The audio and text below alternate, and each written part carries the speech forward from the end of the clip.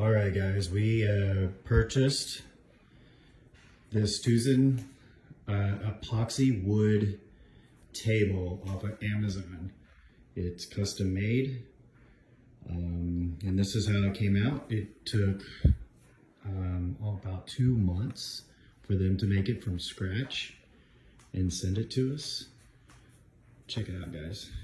And it just comes with the table itself and the base. And look at the detail in this. Of course, there's many patterns you can choose. We chose the ocean look. It's kind of one of our favorite things to do on vacation.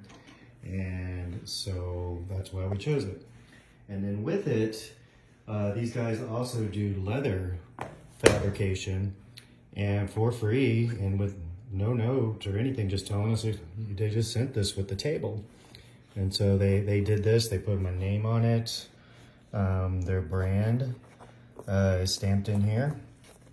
And what's really cool about this is they took pictures of every step in a local newspaper when it was done, in the place it was made. And there's every step in the process of making it. So, you know, they asked me about this wood selection. They ask you all along the way, do you like it?